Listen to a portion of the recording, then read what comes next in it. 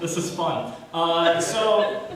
Yeah, I'm gonna do a few more poems with the audio, and we'll see how it goes from there. And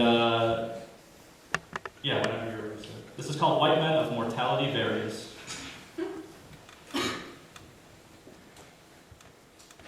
In the dream cafeteria, my old postmodernism professor, Dr. B, laughs with me about the famous poet and his secret sexual misadventures with Muppets. His current students laugh too, but ours is knowing laughter, theirs is nervous, supine.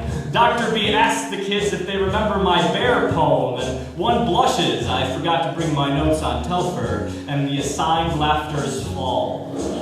Later, outside the band practice rooms, an ex-girlfriend begrudgingly announces the winner of the contest inspired by the poem I wrote about my car.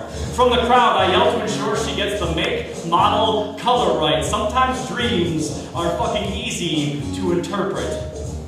Stanley Fish gave a lecture at my college and said that postmodernism was bullshit. I'm paraphrasing, and the actual Dr. B got on the Q&A mic to defend his life the best he could. Stanley Fish also said that if you're not an expert in something, you're basically bullshitting. I'm not paraphrasing. He challenged everyone there to arm wrestle his knowledge of John Milton. No one accepted. Then he put on a striped singlet and spun a Model T over his head for an hour.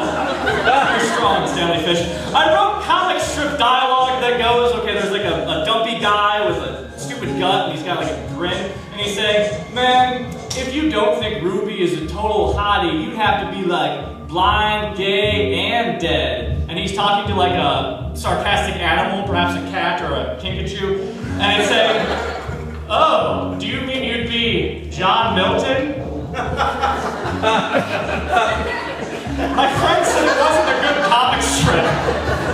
Because basically it says, hey, look how much I know about John Milton.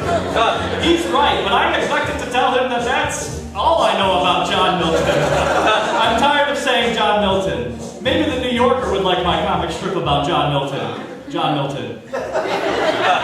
Dr. B admitted once that he'd never read Hamlet, and that at this point he'd probably not need to. I've read Hamlet, but I don't have a word for the kind of reading that is just saying the sentences in my head, but actually thinking about how many girls I could have sex with if I had any game.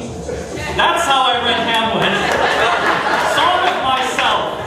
And the first 20 pages of Paradise Lost by John Milton. Harold Bloom discusses Hamlet like an old lover. One whom he remembers fondly, though briefly, as if too much discussion will remind everyone that Harold Bloom could have prevented the prince's death if he'd have just kept his big old egghead out of all them books. I have accidentally, recently, publicly been racist, sexist. I don't have a word for prejudice with good intentions. When I ask the young poets I teach to define poetry, their definitions widely vary, live, polychromatic. They stop smiling and scribble when I tell them my definition. I wish I wrote what they define. I can't believe I corrected Erica when she said poetry is survival. It's hard to say what I mean when what I mean is quicksand lightning bugs. I mean neighborhood fragrances. I mean the birds who live in the airport, I mean potato diseases, and I don't know which ones. I mean I don't know what I mean. I'm basically bullshitting, you know?